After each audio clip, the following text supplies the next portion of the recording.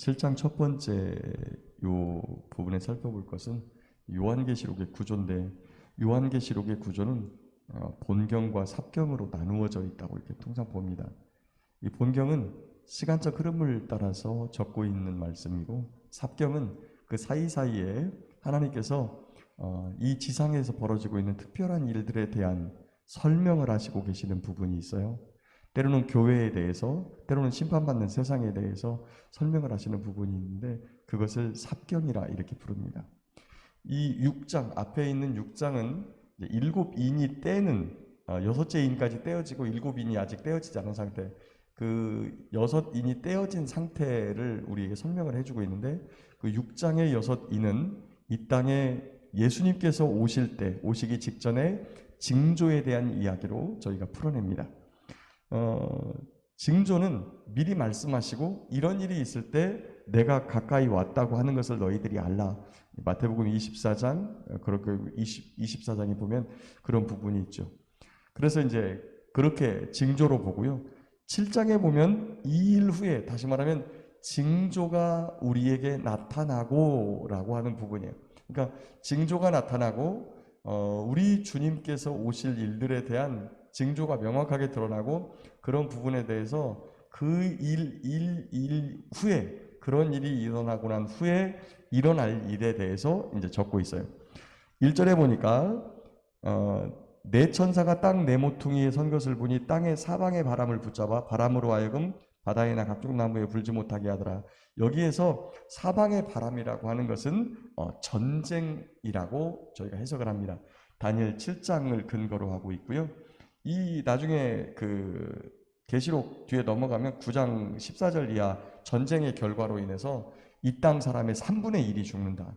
그러면 3분의 1이 죽으면 60억을 잡아도 20억이 죽는 거예요. 20억. 70억이라고 생각하면 23억 이상이 그 전쟁을 통해서 죽는데, 그 전쟁을 못하게끔 잠깐 막는 이 바람이 있어요. 이 훗날 이렇게 잘 정리해 보면 이 전쟁이 그 전쟁이 전 3년 반과 후 3년 반, 7년 대환란 기간 중에서 전 3년 반과 후 3년 반이 좀 나누어져 있는데, 그 중간에 일어날 유브라데 전쟁을 의미하는 것으로 이렇게 봅니다. 그래서 전쟁을 아직 못하게 하고 이 일이 벌어지는 거예요. 오늘 이 주제가 14만 4천이라고 하는데, 주로 이단들이 나타나면 전부 다 자기네가 14만 4천이라고 하죠. 특별히 지금 이 시대에 아주 대한민국을 혼탁하게 하고 있는, 대한민국 기독교를 어지럽게 하고 있는 이 신천지에 대한, 신천지가 자기네들이 14만 4천이다 라고 하는데, 아니다, 분명히 아니다라고 못 받고, 제가 뒤에 가서 그 설명을 좀 자세히 할게요. 자, 바람을 잠깐 붙들고 전쟁이 일어나지 못하게 하면서 그 전에 무엇을 하냐면, 거기 2절에 보니까 다른 천사가 살아계신 하나님의 인을 가지고 해돋는 데로부터 올라와서 땅과 바다를 해롭게 할 권세를 받은 네 천사를 향하여 가로되, 3절, 우리가 우리 하나님의 종들의 이마에 인치기까지 땅이나 바다나 나무들을 해하지 말라 하더라. 자, 하나님의 종들의 이마에 인을 칩니다. 자, 이 하나님의 종들이라고 하는 이 단어가 그 요한계시록에서는 조금 독특하게 쓰여졌어요. 다른 부분에 있어서는 다른 성경에 있어서는 이 종들과 하나님의 백성들과의 이런 구별과 차이점이 좀 없는 반면에, 이 요한계시록에서는 이 종들에 대해서 좀 구별하고 쓰고 있다는 거예요. 특별히 종들을 누구라고 설명을 하고 있냐면, 1장과 그리고 2, 3장에서 살펴보면 교회를 맡겨서 교회에 하나님의 말씀을 전하게 하는 자들, 그리고 그 종들의 대표로 지금 사도 요한이 이 말씀을 받고 있어서, 사도 요한이 받은 말씀을 종들에게 전하고, 종들이 그 받은 말씀을 하나님의 백성들인 성도들에게 전하게 한다고 하는 이러한 1장, 2장을 살펴보면 그런 말씀들이 우리에게 전해지고 있어요. 그러니까 전체적인 흐름으로 볼 때, 요한계시록 흐름으로 볼 때 이 종들이라고 하는 표현을 쓰면, 이 종들은 단순한 하나님 성도가 아니라 하나님의 교회를 맡고 있는 종들이다 라고 하는 것을 볼 수 있습니다. 그래서 이 부분을 백성이라고 성도라고 일반적인 성도라고 이렇게 해석하는 데에는 약간 무리가 있다는 거예요. 첫 번째. 자, 두 번째. 계속해서 가보겠습니다. 하나님의 종들의 이마에 인을 치는 거예요. 요 부분이 에스겔서 9장에 보면 비슷한 상황이 나오는데, 하나님께서 죄악에 물들어 있는 이 하나님의 도성이라고 했던 예루살렘을 이제 사람들을 멸망시키러 사람들을 보내요. 하나님의 종을 천상에서부터 보내는데, 그 천사가 예루살렘을 치러 가기 전에 서기관을 찬 먹그릇을 찬 서기관이 잠깐 기다려라. 내가 이 시대에 하나님의 나라를 위하여, 또 하나님의 나라가 무너져가는 것 때문에 애통해하고 우는 사람들의 이마에 내가 표시를 할 것이다. 인을 칠 것이다. 그때까지 잠깐 머물러라 하면서 먹그릇을 찬 서기관이 나가서 시대의 아픔에 대해서 하나님 앞에서 울고 있는 사람들, 또 모두가 악으로 달려가는 세상 속에서 주의 말씀을 들고 씨름하는 사람들의 이마에 표시를 합니다. 그리고 그들은 죽임을 면하게 되고, 그들을 어디로 옮기냐면 바벨론으로 옮기는 거죠. 포로로 붙잡혀 가가지고 바벨론으로 옮겨요.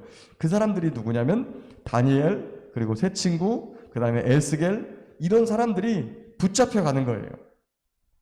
그러니까 죽진 않지만 굉장히 고통스러운 삶의 상황 속으로 빠져가지고 붙잡혀서 바벨론으로 옮겨가는 그런 상황들을 에스겔 9장과 또 구약성경, 그 당시에 예루살렘 멸망 근거를 보게 되면 그렇게 되는 거예요. 자, 그래서 4절에 보니까 인침을 받은 자의 수를 들으니까 14만 4천 명이다. 그런데 이스라엘 자손 중에서 14만 4천인데 5절부터 8절까지 그들의 숫자를 각 지파별로 이야기하는데 전부 다 1만 2천 명씩이에요. 그런데 이 지파가 특이하죠. 구약 성경에 한 번도 이런 방식으로 불려진 적이 없었어요. 첫 번째는 8절 중간에 보면 요셉 지파가 나와요. 요셉 지파는 므낫세하고 에브라임 지파가 있거든요. 그러니까 요셉 지파가 나오면 므낫세나 에브라임 중에 빠져야 돼요. 그런데 6절에 보면 6절 맨 끝에가 므낫세 지파 중에 1만 2천이 나오고, 또 에브라임 지파는 없어졌어요.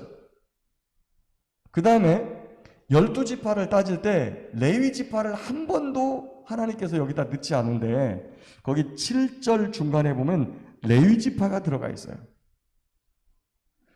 그리고 단 지파가 또 없어졌어요. 단 지파의 이름이 안 나와요. 그러니까 이런 식으로 12지파를 칭한 적이 구약 성경에 단 한 번도 없어요. 그러니까 상당히 여기 이 부분은 요한계시록을 다 해석하는 분들도 이 부분의 해석은 어려워요. 왜 그러냐면 단 한 번도 그렇게 구약 성경이나 어디에 언급해 준 적이 없기 때문에 이 부분을 어떻게 해석할지 난감하다는 거죠. 그러니까 성경은 성경으로 해석해야 되는데 여지껏 말씀해 왔던 부분 중에 한 번도 이런 부분이 없어요. 단지파가 왜 빠졌는지, 에브라임 지파가 빠졌는데 므낫세 지파는 안 빠지고 요셉 지파라는 게 들어와 있고, 그 다음에 레위 지파를 여기다가 또 넣었다는 사실, 뭐 이런 부분에 대해서 한 번도 이런 적이 없으니까 설명하기가 굉장히 어려워요. 그런데 그러고 나서 이 일 후에 9절에 보면 약간 전환이 돼요. 이 일 후에, 그러니까 14만 4천에다가 인친 다음에 내가 보니 각 나라와 족속과 백성과 방언에서 아무도 등이 셀 수 없는 큰 무리가 나와 흰 옷을 입고 종려가지를 들고 보좌 앞과 어린 양 앞에 섰다. 자, 여기 보면 이 무리는 앞에 있는 14만 4천과 다른 거예요. 앞에 있는 14만 4천과 달라요. 앞에 있는 14만 4천은 분명히 종들의 이마에 인을 쳤고, 여기에서 나오는 흰옷 입은 이 무리는 그 14만 4천과 별도예요. 별도. 그래서 지금부터 여기 이 일 후에 나오는 그 사람들에 대해서 설명이 나와 있는데, 그분들이 이제 보좌 앞에 나와가지고 우리 하나님과 어린 양을 찬양하죠. 그래서 장로 중에 하나가 13절에 이 흰옷 입은 자들이 누구며 어디서 왔느냐고 묻습니다. 그래서 내가 말하기를 내 주여 당신이 하시나이다 하니 그가 나에게 이르되 이는 큰 환난에서 나오는 자들인데 어린 양의 피에 그 옷을 씻어 희게 하였느니라 라고 말합니다. 큰 환난에서, 여기 보니까 지금 제가 아까 시작 전에 전쟁이, 거기 보면 그 유브라데 전쟁이 이 전 3년반과 후 3년 반의 기준점이라고 그랬어요. 자, 그런데 어쨌거나 큰 환란이라고 하면 예수님 오시기 직전에 벌어지는 7년 대환란, 짧으면 짧다고 하고 길면 길다고 할 수 있는 그 환란 가운데서 나오는 자들이다라고 하는 거죠. 자, 그런데 그들의 특징이 14절에 보니까 어린 양의 피에 옷을 씻어 희게 하였다. 우리 흰 옷, 우리가 성도들이 입는 흰 옷은 옳은 행실이다라고 해요. 예수님을 믿고 나서 변화되어서 나타나는, 좋은 열매로 나타나는 옳은 행실이 바로 흰 옷이다. 예배당 입구에서 흰 옷 입고 나눠주고 그 옷 입고 예수님 만나러 가는 그런 흰 옷이 아니고, 삶에서 나타났던, 삶에서 예수님을 믿고 나타났던 좋은 열매들이 바로 성도들의 옳은 행실, 그것이 바로 이 옷이다라고 설명을 하고 있어요. 그러므로 그들이 15절 하나님의 보좌 앞에 있고 또 그의 성전에서 밤낮 하나님을 섬김에 보좌에 앉으시니가 그들을 위해 장막을 치리니 그들이 다시는 줄이지도 않고 목마르지도 않고 해나 아무 뜨거운 기운에 상하지도 아니하리니 이는 보좌 가운데 계신 어린 양이 그들의 목자가 되사 생명수샘으로 인도하시고 하나님께서 그들의 눈에서 모든 눈물을 씻어주실 것임이라. 아멘. 어젯밤에 우리 장로님, 권사님 신방을 제가 다녀왔는데 그 권사님께서 이렇게 말씀하세요. 나이가 들으니 얼마나 아픈 곳이 많아지는지 모르겠다는 거예요. 얼마나 아픈 곳이 많아지는지. 아무리 늙으면 병이 생기고 또 아파야 죽게 된다고 하는 이런 말들을 하지만 너무 아픈 곳이 많다는 거예요. 그래서 제가 그런 답변을 했어요. 그러니 천국이 얼마나 좋은 곳이에요. 아픈 곳이 없는 곳이잖아요. 눈물이 없는 곳이잖아요. 고통이 없는 곳이잖아요.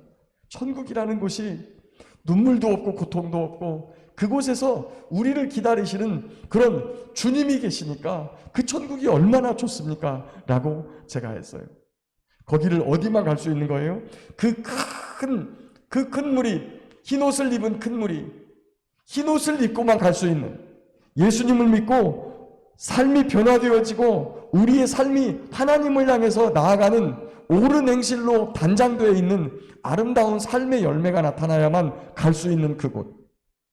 나더러 주여 주여 하는 자마다 다 갈 것이 아니요 하나님 아버지의 뜻대로 행하는 자라야 들어가리라. 예수님을 가슴에 담으면, 어린 양 되신 십자가에서 우리를 대신하여 죽으신 그 주님을 가슴에 담으면, 마음에 담으면, 성령 하나님을 모시고 그 주님과 함께 살면 성도들의 삶은 옳게 아름답게 좋은 열매를 맺으면서 변화되어질 것을 믿습니다. 오늘도 이 땅에서 많은 사람들이 자기네가 옳다, 내가 옳다 이렇게 말하는데, 옳은 것이, 그들이 옳다는 것이 무엇으로 증명됩니까? 그것은 어린 양이신 예수 그리스도를 안고 어떠한 상황과 아픔 속에서도 이 땅이 사랑을 이뤄가지만 그 안에서 사랑을 가지고 믿음을 지키며 끝까지 인내하고 가는 자들이 바로 주님께 입맞은 자요, 주님의 어린 양을 가슴에 안고 옳은 행실로 우리의 삶을 단장하고 흰옷을 입은 큰 무리가 될 줄 믿습니다. 오늘도 험하고 아픈 세상, 코로나로 인해서 마음들이 다 각박해지고 힘들어하는 이 세상 속에서도 여전히 우리 안에 계신 하나님이신 어린 양, 그분을 가슴속에 모시고 그분과 함께 사랑과 희락과 화평과 자비와 양성과 충성과 오래 참음과 인내와 절제 같은 그와 같은 열매들을 삶에 맺으며 주님께서 곁에 보내주신 가족과 또 이웃들과 직장의 동료들과 이런 사람들을 사랑으로 대하면서 믿음을 지켜나가 주님께서 인정하시는 어린 양으로 말미암아 그 흰옷을 입고 주 앞에 설 수 있는 저와 여러분 모두가 될 수 있기를 예수님의 이름으로 축복합니다.